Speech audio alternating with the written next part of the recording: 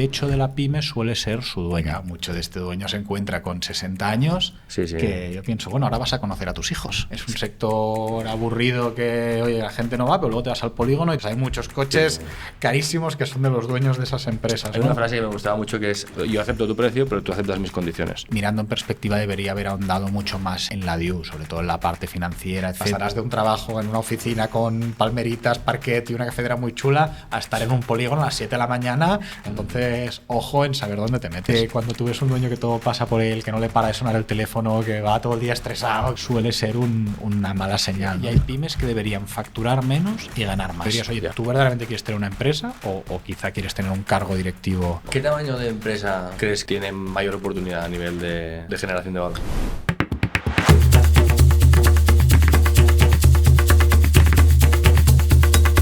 Bienvenidos al podcast de Dili. Rainmaker, las mejores historias de Money.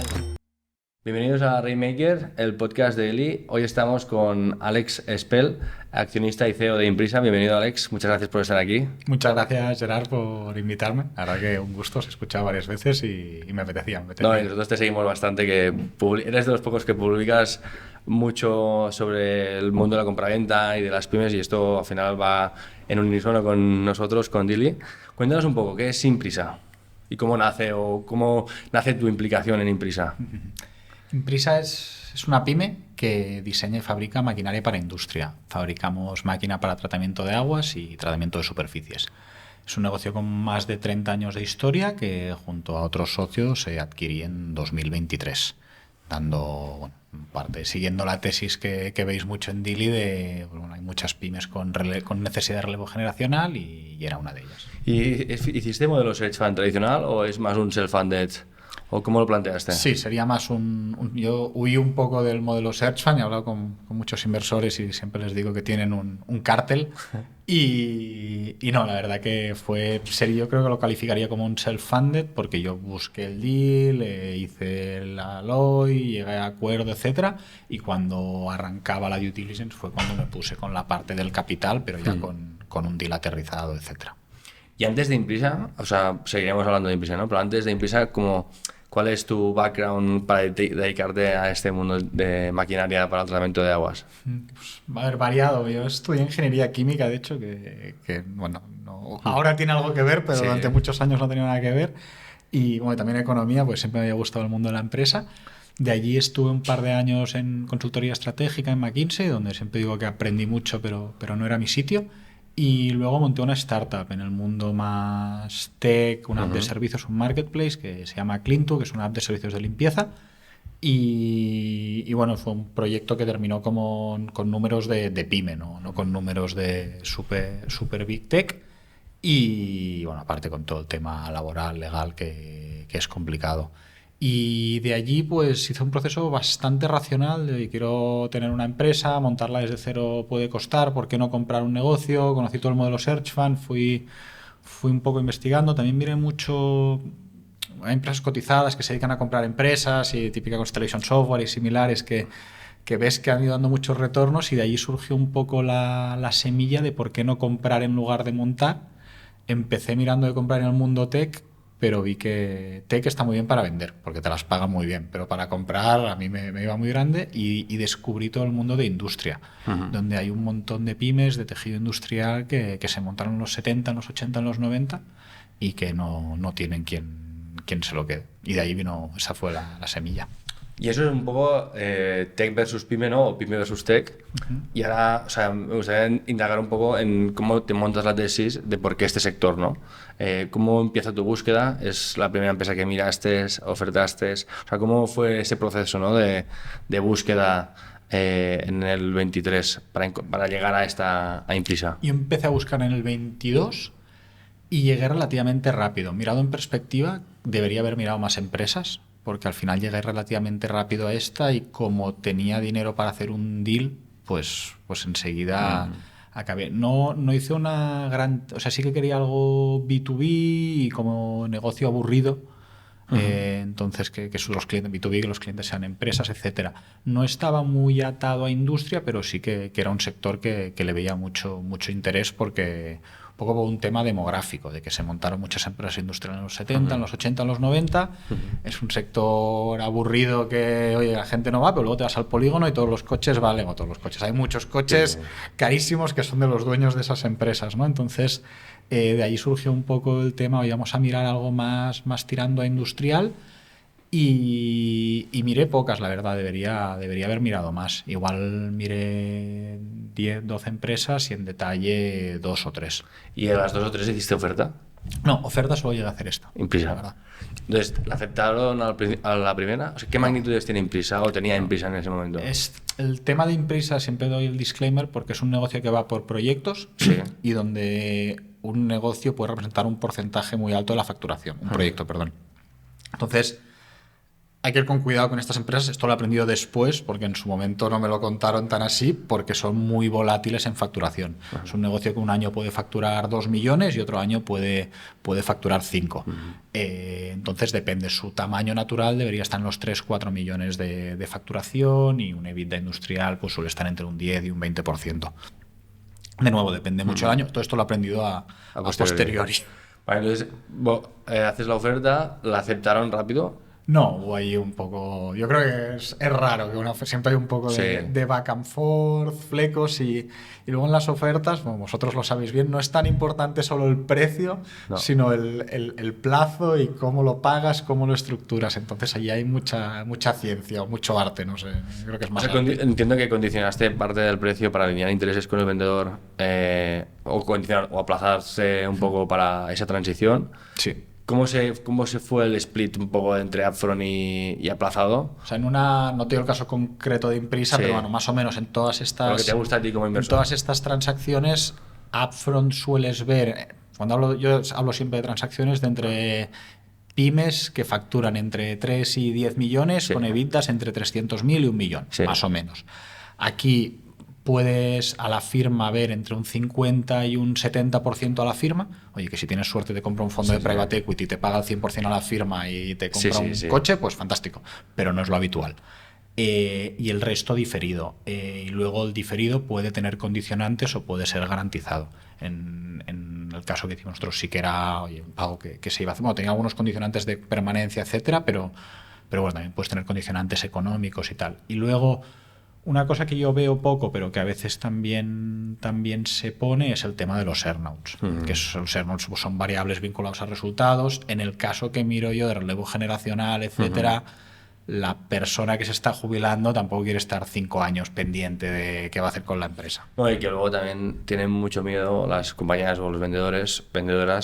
en que, oye, si tú ya eres el dueño, me vas a poder alterar, ¿no?, esa condición. Entonces no quiero nada condicionado o lo que dependa menos de ti. Y yo a veces he visto condicionantes en margen bruto, ventas, que es un poco señal de continuidad, o aplazado y ya está. Margen bruto es un buen sistema. Pero, a ver, aquí la discusión es siempre la misma. El que vende te dirá, no dependerá la empresa de mí. El que compra te dirá, oye, tú me has vendido un business plan que esto es la leche, yo quiero cumplirlo, porque tampoco tengo ningún incentivo para que la empresa vaya mal. Al final, cuando compras una empresa es para que vaya bien. Si va mal es que ha fallado algo. Entonces, siempre es la misma discusión y bueno. El earnout yo solo lo veo para salvar gaps grandes de valoración. De que alguien diga, oye, quiero 5 millones, yo 3, oye, pues hacemos 3 y si verdaderamente se cumple estos hitos que dices que son tan seguros, pues que tú puedas ganar esto. Hay una frase que me gustaba mucho que es tu precio pero mis condiciones, ¿no? O sea, cuando hay veces que hay ese gap, ¿no? O sea, perfecto, pero tienes que aceptar que yo acepto tu precio, pero tú aceptas mis condiciones. Eso es buenísimo, lo he escuchado. Y o sea, me gusta bastante y cuando lo he visto aplicada, si hay empatía entre las partes, al final suele reducirse ese gap, ¿no? Quiero hablar de dos miedos, ¿no? O sea, un miedo más personal que pudiste tener, ¿no?, durante el proceso, de decir, oye, todo fue de color rosa, ¿no?, y que lo viste clarísimo desde el principio, o hay ciertas cosas que te dan miedo como emprendedor a punto de comprar, y luego hay los miedos más técnicos o más teóricos, ¿no?, que salen en las DIUs, típicamente en las pymes. O sea, ¿cuáles fueron en tu caso? ¿Todo fue perfecto y dijiste sí, o tuviste altibajos, ¿no?, de sensaciones o emociones de qué estoy haciendo, qué estoy a punto de hacer? Altibajos siempre, o sea, yo creo que un camino de estos te garantiza altibajos y siempre los tendrás. La verdad que tanto antes de comprar como después, etcétera, a nivel de miedos, el primero es, oye, que no salga bien y que, yo qué sé, que me esté equivocando. Y en mi caso, mirando en perspectiva, debería haber ahondado mucho más en la due, sobre todo en la parte financiera, etcétera, y no confiar tanto en la buena gestión del dueño post. Pero bueno, una vez la gente, te das cuenta a veces cuando firma y cobra, las perspectivas pueden cambiar. Entonces es importante dejarlo todo más atado y más claro. O sea, ¿viste o has visto posteriori como más cosas comercialmente o financieramente que no viste en ese momento? Sí, sobre todo a nivel de, lo que te decía, el ir por proyectos, el impacto que puede tener el circulante en esos altos y bajos. Y sí, sobre todo esto, y luego también a posteriori lo que me pasó es que había vinculada una ayuda y una permanencia a la propiedad anterior, pues que no se dio. Entonces, si esa ayuda hubiera estado, pues hubiera sido más fácil al no estar ahí. Es más un tema de fit personal. Y aquí mi aprendizaje es, oye, mira si necesitarás mucho a esa persona o no.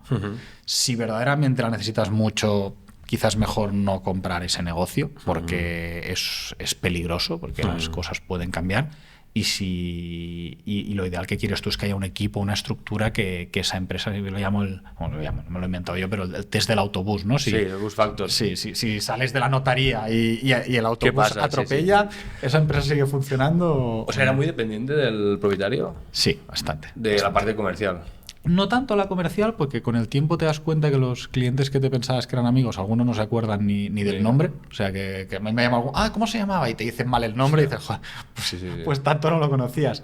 Sobre todo porque operativamente no se hacía nada, que no se compraba, no se hacía. Llegabas allí por la mañana y el taller estaba todo el mundo parado esperando a que alguien le dijera que tiene que hacer un poco por el miedo al que haré, ¿no? Comercialmente sí que hacer las ofertas es una cierta ciencia, pero se ha podido aprender, sobre todo la parte operativa, que es la que ha cambiado más, pues que te das cuenta que al final, pues cuando tienes una empresa con una persona pues haciendo de todo y controlándolo todo, pues es más complicada. Y no solo el caso de Imprisa, sino entiendo que miraste muchas empresas antes de Imprisa, miras empresas como para crecer, o sea, consolidar, ¿no? Hacer más add-ons.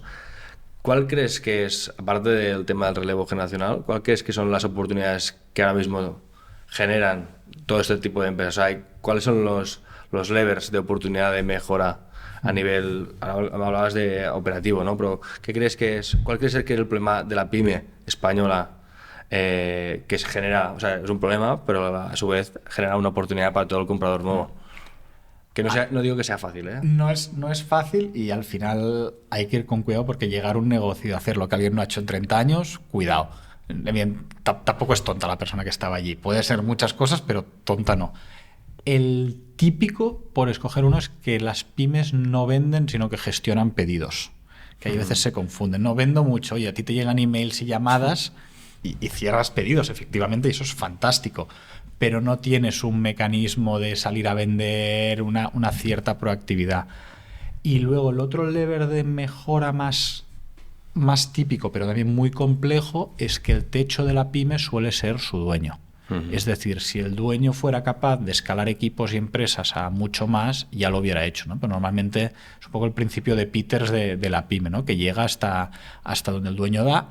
Que ves, pues que hay muchas pymes donde el dueño es incapaz de gestionar a más de 7 personas, porque necesita controlar lo que escribe cada uno en la firma. Yo lo he escuchado esto en empresas es que mi jefe me dice lo que tengo que poner en la firma del correo. Y dices, claro, si tienes que gestionar las firmas del correo de tus empleados, no puedes tener más de 7 empleados. O sea, al final es un tema de delegar, ¿no? Sí. O sea, porque he visto muchas veces que para ahorrarse pues 20, 30.000 euros, pues el propietario o propietaria carga el camión, hace el administrativo, hace el comercial, hace horas extra para servir pedidos, y que al final el techo es él, ¿no? Total. Si él dedica tanto tiempo, pues al final es cuando se generan esa sensación de estar quemado, ¿no? Y esta frase de, no, si hace falta, que está muy bien que si hace falta cargues el camión, pero como gerente tú tienes que tener muy claro cuánto vale tu hora. Exacto. Y si tu hora vale 100, 200, 500 euros, lo que no puedes estar es dedicándola a tareas de 3 euros.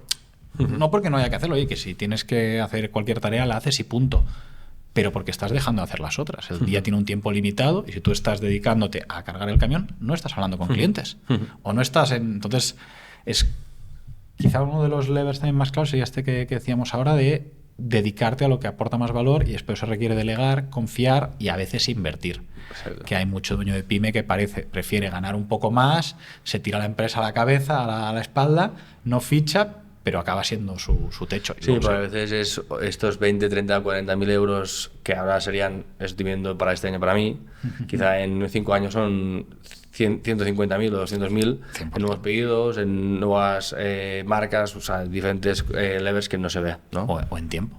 Exacto. Porque claro, mucho de este dueño se encuentra con 60 años que yo pienso, bueno, ahora vas a conocer a tus hijos. Ya va siendo hora, porque te has pasado 30 años trabajando de 7 de la mañana a 10 de la noche y les llega mucho también yo voy viendo el para qué, ¿no? Porque entonces ya no es solo tú ficha a alguien y ganarás más dinero, sino, oye, ficha a alguien y de golpe recuperas tiempo que tú puedes dedicar a temas más estratégicos de la empresa, abrir un nuevo mercado para otra empresa tal, o, oye, igual también quieres hacer cosas fuera de trabajar, ¿no? Que estaría bien. ¿Y cuánta gente había en Imprisa? ¿Trabajadores? Había 3 personas en oficina y 4 en taller. ¿Y ahora se ha mantenido o habéis crecido? Hemos crecido en personal, ahora somos 6 en oficina y 9 en taller. Entonces, volviendo al momento de compra, o sea, estás en la DIU, hemos hablado un poco de esos miedos, ¿cómo planteas, no? Vale, yo ya tengo todo listo, mis riesgos de alguna manera mitigados con ciertas ideas que tengo, compro, ¿cómo planteas el día de +1 después de la compra? Entiendo que es un ejercicio que hiciste anteriormente, pero ¿cómo planteas el crecimiento, la transición? Un poco, ¿cuál es ese ejercicio que hiciste? Técnicamente los primeros meses quieres no romper nada de lo que funciona. Yo sí que es verdad que entré en una empresa donde post comprar pues había una vorágine de trabajo sin recursos para hacerla, que esto no fui capaz de verlo en la due diligence, me enteré después, tampoco hubo voluntad de mostrarlo. Entonces fue necesario pues sí que tomar algunas acciones rápidas para que la empresa siguiera. Aquí depende mucho de lo que compras. La teoría, lo ideal sería hoy los primeros 2-3 meses no rompas nada y entérate de cómo funciona todo. Pero aquí depende mucho. Si tienes un gerente, si no lo tienes, si tienes que ser tú, por ejemplo, estamos mirando una, pues que el dueño se jubilará en 6 meses. Oye, 6 meses es nada. Has firmado y ya han pasado. Entonces es muy, muy case by case. Sí que en el caso de Imprisa también tuvimos algunos cambios culturales, básicamente dejar de gritar al personal y un poco, en fin, cosas más de decir buenos días, fueron como los 2 grandes cambios, pero te digo, iría case by case. En mi caso sí que fue vinculado a necesidad de fichar más recursos en taller para poder asumir la carga de trabajo que teníamos.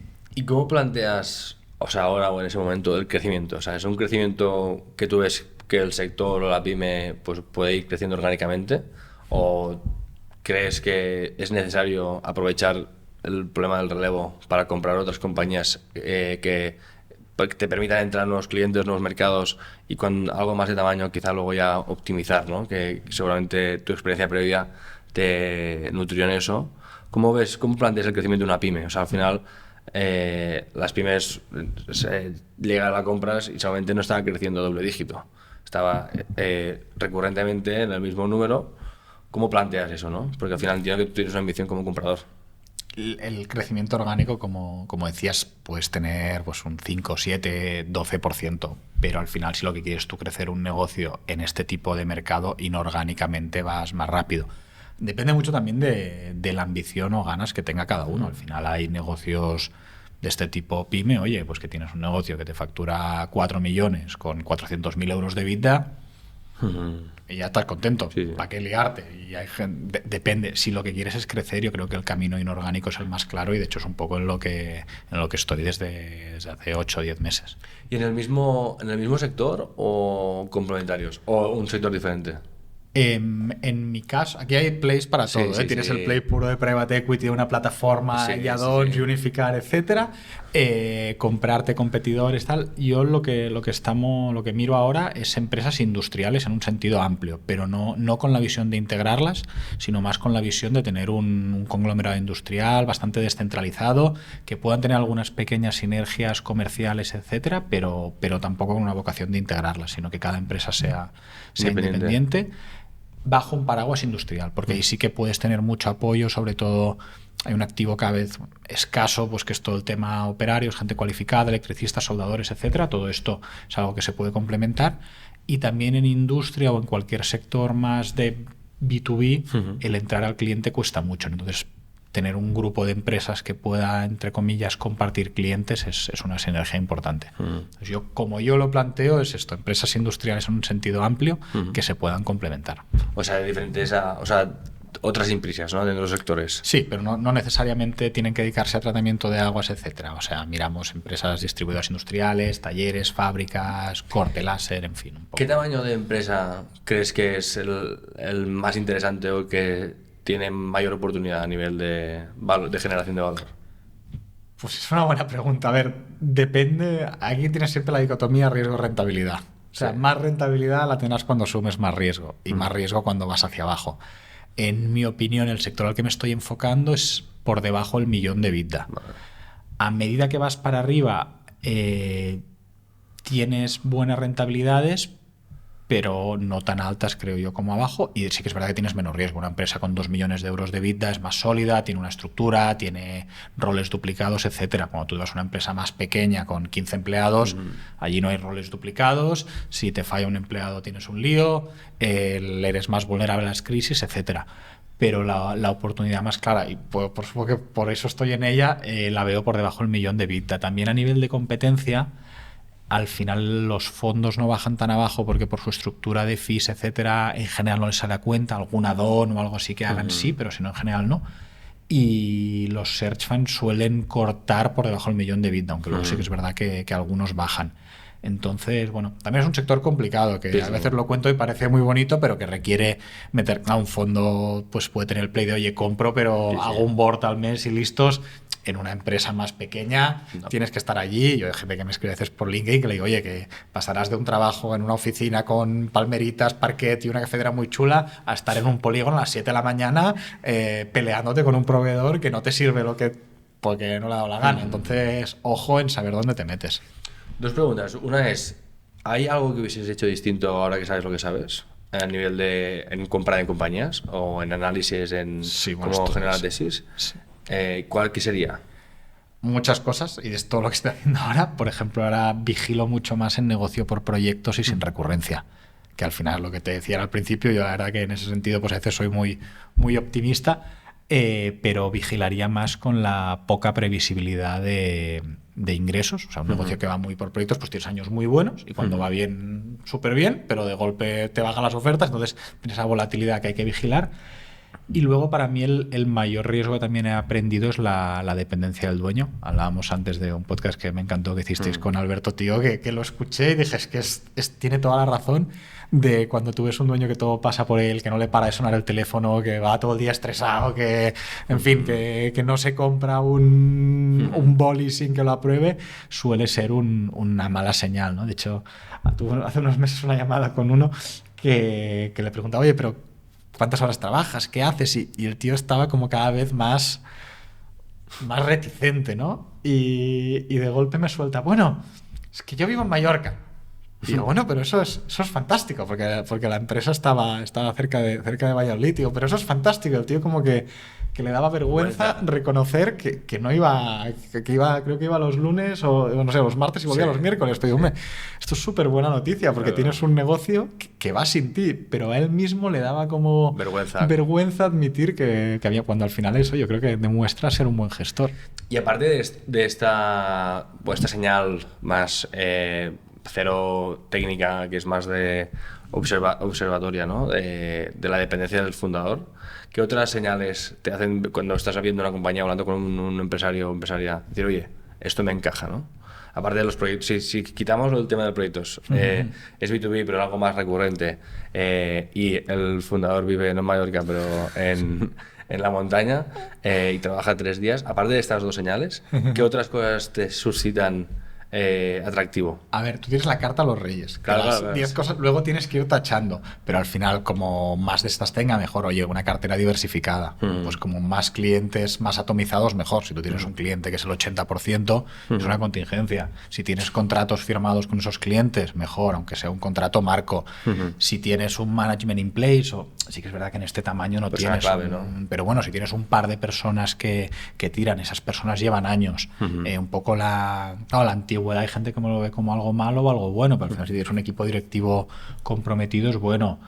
Un mercado estable, a mí esto ya es más personal, pero yo más que grandes crecimientos me gusta más estabilidad. Es decir, oye, no hace falta una empresa, porque a veces ves empresas que suben muy rápido pero tiras para atrás, ya habían subido y se la pegaron y tal. Entonces, si tienes una empresa muy estable te da una cierta previsibilidad. Luego también una cosa que estoy vigilando mucho últimamente es que muchas empresas en los últimos 5 o 6 años han crecido a caballo de la subida de precios de las materias. Entonces te venden crecimientos de EBITDA cuando al final lo que ha pasado es, oye, yo compro mucho acero, el acero ha subido y he podido imputar. Vinculado a esto, una parte muy buena es cuánto pricing power tienen, que esta es una métrica muy importante. Y mira, otra de las cosas que no hemos dicho antes, cuando hablábamos de palancas a mejorar, todo el tema precios. Otra cosa que veo mucho en la pyme es que nos fijamos más en el top line que en el beneficio. Y hay pymes que deberían facturar menos y ganar más. Ya. Porque cuando analizas lo que están vendiendo, te das cuenta de que hay cosas que las están vendiendo. Y he visto alguna empresa con márgenes brutos del 8% en parte de productos que dices, oye, lo que tienes que hacer es descataloga esto, claro. Olvídate y céntrate en, porque solo las horas que dedicas de administración a eso es que estás perdiendo dinero.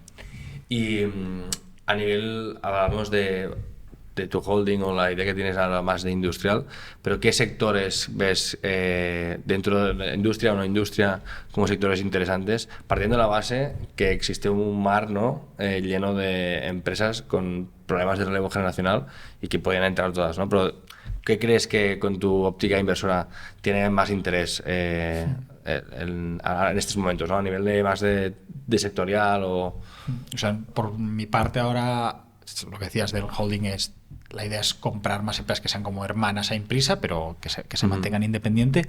Y a nivel de sector, te digo, industria bastante amplio, pero que me gusta, pues empresas que tengan talleres, que tengan pues máquinas de corte, que fabriquen cosas, porque la tesis detrás de esto es que todo lo que se tenía que deslocalizar ya se fue y que incluso estamos viviendo una pequeña reindustrialización que esperemos que crezca, ¿no? Entonces creo que allí hay un gran valor añadido en todo lo que son pues fábricas o distribuidores de temas industriales o gente que pues diseña equipos, los fabrica o hace o está en esa cadena, ¿no? Que puede ser pues desde coltarlo, plegarlo, ensamblar, hacer cuadros eléctricos, yo qué sé, fabricar depósitos, cualquier cosa que tenga que ver con industria y empresas de estas que no sabes ni que existen. Volviendo un poco al proceso de Imprisa, bueno, un proceso de compraventa, ¿qué son las típicas cláusulas que sí o sí tienes que estar en tus operaciones a nivel del contrato de compraventa? ¿Y por qué sí o sí tienen que estar, ¿no? Bajo tu criterio. A ver, las evidentes es precio, plazo, etcétera. Hay una parte de permanencia. Sí que es verdad que yo lo que siempre planteo es permanencias entre 6 y 18 meses. Si yo pienso que tiene que estar más de 18 meses, es un red flag, porque quiere decir que hay mucha dependencia. Pero sí que una permanencia de una transición es importante. Y luego la cláusula más temida por todo vendedor, todo el tema de reps and warrants, porque claro, cuando se las leen parece que les vayan a meter en el infierno, pero bueno, pues lo que regula al final de, oye, si tú me has mentido en algo de todo esto, pues hay una serie de penalizaciones. Otro learning importante que he tenido es poner importe a las cosas, porque cuando dejas las penalizaciones abiertas, luego cuesta ponerle número. Entonces decir, oye, si usted incumple X, es tanto. Sí. Pasa que es lo de mínimo y máximo que no se entiende. O sea, cuantificar. Claro, cuantificar. Si tú dices, oye, usted tiene una cláusula de permanencia, pero no dices cuánto vale, luego te requiere un peritaje, entonces mejor ya dejarlo establecido.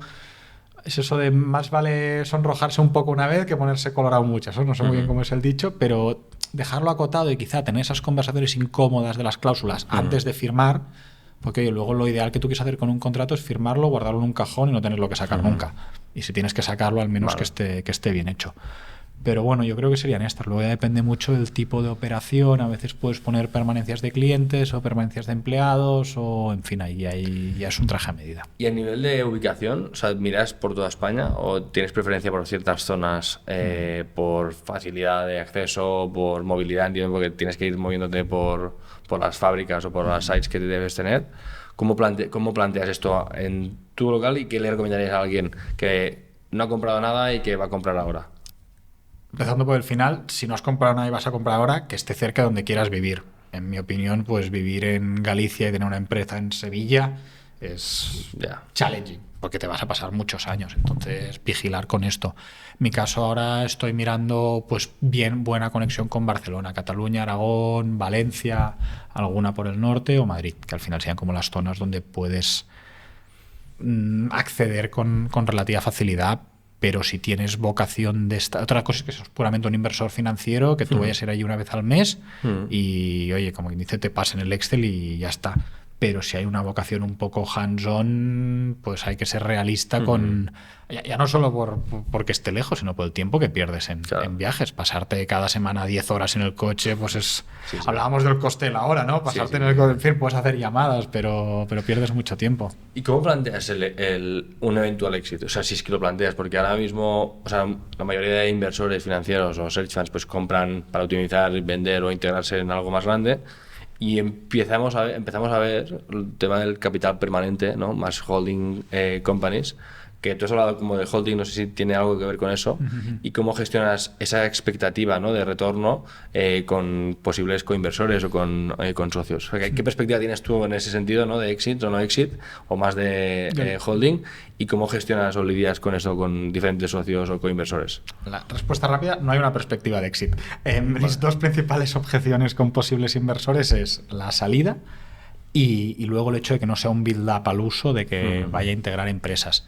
Yo lo veo como un vehículo a muy largo plazo, pero también entiendo que hay que dar rentabilidad al capital, porque al final, oye, no inviertes en un sitio para que esté allí congelado y no veas un duro. Entonces, lo que planteo aquí es ventanas de salida cada 4 o 5 años, donde si tengas una opción put, digamos, donde la compañía te dé salida, y luego a partir de 2030 que alrededor de 1/3 de la caja generada se dedique a dividendos. Con lo que al final ya tienes allí un dividendo que te da una rentabilidad y, oye, tú puedes decidir qué hacer, y también pues que vayas a tener unas ventanas, porque tú al final puedes invertir en algo, pero igual de aquí a X años o has cambiado tu tesis o no te gusta o lo que sea. Entonces creo que es muy sano darle a la gente ventanas de salida. Pero claro, ¿fijas ya el precio en esas ventanas o cómo determinas el precio de aquí 4 años? Ahora mismo sí, la que tenemos una en el 28 que sí, hay que estipular las siguientes. O sea, cada ventana se estipula la siguiente al precio de salida. Solo hemos hecho una, pero sí, yo creo que la idea es tener ya fijado más o menos un múltiplo de EBITDA menos deuda financiera neta, algo relativamente sencillo, donde puedas tener una salida clara para los inversores que lo quieran. Al final esto siempre tendrá un descuento sobre el supuesto valor de mercado, porque es lo que tienen las transacciones en secundario. Pero bueno, creo que es sano. Y tú que eres bastante público en el sentido de hacer divulgación, ¿no? De todo el reto y la oportunidad que genera el relevo generacional y las pymes, ¿qué le dirías a toda esta gente que seguramente te debe escribir por LinkedIn y emails y demás? Oye, mira, estoy en un trabajo, quiero comprar, veo la oportunidad, quiero comprar algo, ¿qué 3-4 cosas le dirías? Haz esto y no hagas esto otro, ¿no? Lo primero es que la realidad es que de la gente, yo nunca había estado en redes sociales y tal hasta que empecé con LinkedIn, un poco para ver todo este sector, y por ahora ha ido bien. La realidad es que el 90% nunca lo harán.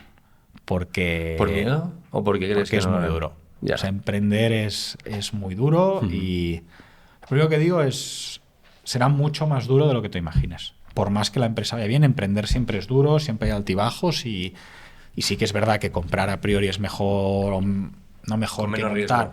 Tienes menos riesgo, pero llevar una empresa, todo tiene cosas. Cuando no tienes problemas con un cliente, lo tienes con el personal, cuando el personal es con el banco, entonces hay una parte de gestión está el día a día que si no has llevado una empresa antes, pues puede ser dura. no todo el mundo está preparado psicológicamente para aguantar el roller coaster que esto significa. Y yo tampoco soy de los que piensa que hay que romantizar emprender, ¿no? Primero dirías, oye, ¿tú verdaderamente quieres tener una empresa o quizá quieres tener un cargo directivo? ¿No? Porque al final mucha de esta pyme con relevo, pues oye, también necesita directivos. Sí, y sí, quizá alguien, pues oye, está en una gran corporación, pero está contento llevando un P&L de 7 millones de euros con 30 empleados y ya está. Y eso puede incentivarse. O sea, primero quizá piénsatelo bien, será más duro de lo que piensas. Y como consejo así genérico, sí que intentar ver muchas. Porque al final, cuando no sabes de algo, a veces, yo tuve una empresa de tecnología y no tenía ni idea de fichar programadores. Pues ¿cómo aprendes a fichar programadores? Pues entrevistando a muchos. Sí. Creo que a ti os pasó sí, algo parecido. Entonces, cuando no sabes de algo, pues intentar escuchar, hablar con gente. Problema que hay, en algún momento tienes que tirarte a la piscina y ver si hay agua. Y eso sí que no te lo quita nadie y hasta que no has saltado no sabes si hay agua. Y a nivel de tesis, o sea, me he decidido, soy esa persona, ¿no?, que te ha leído, me he decidido comprar una compañía. ¿En qué sector compro, no? O sea, ¿cómo...? Obviamente tienes las métricas que has hablado, ¿no? Pues clientes, cartera, etcétera. Pero ¿cómo construirías qué recomendación le dirías? Oye, mira, empieza top-down o de abajo arriba y luego ten volumen para comparar, ¿no? Entre proyectos, entre tipología de clientes, o sea, todo lo que has mencionado, ¿no? Pero la parte previa, antes de llegar a las compañías, ¿cómo la plantearías? Porque al final hay 1000 sectores, ¿no? Y hay compañías en el mundo pyme que hacen cosas muy concretas. Entonces, ¿qué le dirías a nivel de sector? Sí. A ver, en un mundo ideal, que sea un sector que conoces, porque ahí sales con algo de ventaja. Al final, si tú has estado trabajando en el sector X, pues si puedes comprar algo de X, bien. Si no, creo que ahí hay una parte de research, de decidir que pues bueno, mucha gente mirando sector alimentación, ¿no? Porque la alimentación es enorme, tiene 20 subsectores. Yo diría hacer research y hablar con gente. Y la verdad tampoco puedo dar mucho el consejo de un sector en el que sepas, porque yo me metí en uno que no sabía. Y quizá un sector estable, no tanto que no requieras unos grandes... Un sector que te proteja al downside. Diría que esto también es mucho de fondos, ¿no? Pero que sea estable y que pinte que a futuro siga estando allí. De nuevo, esto pasa mucho con la alimentación, porque siempre hay la tesis de tendremos que seguir comiendo, entonces pues esto seguirá. Pero bueno, luego sectores y oportunidades, bueno, vosotros la veis, tenéis miles de empresas allí y a veces alucino que hay sectores que ni sabías que existían y hay súper buenos negocios detrás. También te digo, es un poco el contraviso al anterior, pero no ser obcecado con el sector, porque hay muchas empresas chulas que una vez las conoces, oye, igual no sabías que existía y está muy bien. Y al final hay una frase en inglés que in business everything tastes like chicken. Y que, bueno, oye, pues una empresa que fabrique lámparas, igual lo que hay detrás no es tan distinto a una empresa que fabrique cohetes. Es personas, son departamentos, es una organización, entonces... Quizá si no estás muy enamorado de un sector, no ser cerrado y ver cosas. O sea, al final un poco, en resumen, es volumen y tener flexibilidad, tanto de tipo de compañía, territorio, sector, para ver qué te acaba encajando o a qué le acabas dando sentido, ¿no? Que quizá de primeras no puede tener sentido y luego acabas encontrando una persona clave que te abre el mundo de las lámparas que has mencionado y le ves como una oportunidad interesante. Hay un paso previo, estaba pensando, que es ¿qué quieres tú o qué tipo de comprador eres? No es lo mismo ser un fondo que ser un family office, que ser un micro family office, que ser alguien que ha ganado dinero en otro lado, que ser alguien que tiene un trabajo, que hay como todo un espectro. Igual el que está en otro trabajo lo que quiere es pues garantizarse una empresa donde se ganará bien la vida. En cambio, un family office que tenga 200 millones under management, pues quiere otras cosas. Entonces la fase previa quizá es ¿qué quiero yo con eso? ¿Qué quiero conseguir con esta inversión? En fin, tienes los de Mirai, bueno, tiene ahí toda una tesis, han hecho un montón de compras, pero luego también tienes a muchos searcher, fondos, entonces yo creo que ahí el consejo depende de lo que tú quieras conseguir. Ya que has hablado de searchers y para ir terminando, ¿qué opinión tienes del modelo de search fund tradicional? ¿Cómo crees que evolucionará en los próximos, o está evolucionando ya, ¿no? Tú que has hecho algo parecido, o sea, por eso también te pregunto, que es interesante tu punto de vista. Sí, no tengo una gran... Pero la verdad que yo he tocado tangencialmente, sí que he conocido a muchos y tal, pero tampoco he estado muy metido. Creo que es un modelo que tiene mucho sentido. Nunca he terminado de entender porque hay más aquí que en otros países, pero al final no sé si es por el tamaño de pyme o por EIS o por qué. O sea, creo que el modelo tiene sentido porque ese relevo es necesario. Las cosas que a mí me costaban es que buscas como la empresa perfecta y es como que tienes que buscar algo muy, muy, muy perfecto. Mi tesis es más, oye, encuentra varias que estén ok. Y luego que hasta cierto punto es un modelo donde, simplificando mucho, pues hay X personas con dinero que contratan a un gerente y si sale bien le pagan bien. Y bueno, hay casos buenos de éxito que siempre nos miramos, pero nos olvidamos de todo el porcentaje que no encuentra una empresa, todo el porcentaje que la encuentran y no llegan a latir con lo que no devengan en sus últimos trenches. Entonces, bueno, yo lo veo como un buen vehículo de inversión. Y también lo veo como un buen vehículo de, oye, trabajo o auto. Al final es que el relevo se necesita y te aporta el capital para hacerlo. Yo estoy totalmente de acuerdo y tú que has estado en tecnología, al final es, si quieres hacer algo diferente, tienes que hacer las cosas diferentes, ¿no? O sea, si quieres ganarte un mercado, pues tienes que coger el sector que tú decías de la limpieza y decir, vale, ¿qué no se está haciendo y qué puede hacer algo diferente, ¿no? Y yo creo que el Search Fund tradicionalmente ha hecho lo mismo que un private equity, con la diferencia de que tienes el 100% de la responsabilidad, pero el 20 o el 10% del equity de los socios que decías, y los searchers que están haciendo algo diferente, self-funded, verticalizado, independientemente del tamaño, sin romantizar y buscar la empresa perfecta que todo el mundo busca, creo que es un poco lo que está teniendo más movimiento. Y al final es, como te dicen en tecnología, es decir, coge un sector y muévelo un poquito y hazlo diferente para ganar cuota, ¿no? O sea, al final, si los searchers buscan lo mismo, mandan las mismas cartas, etcétera, pues más complicado encontrar esas perlas, ¿no? Así que genial. Pues mil gracias por contar tu testimonio, Alex. Tu experiencia es brutal. Además, creo que necesitamos evangelizar sobre este sector y hablar sin tapujos, con empatía y con cercanía. Así que te deseamos muchísima suerte con Imprisa y el holding industrial que estás construyendo y encantados de que hayas compartido tu historia en el podcast. No, muchas gracias a vosotros por invitarme y seguir también haciendo crecer Dili, que es súper interesante. Gracias, Alex.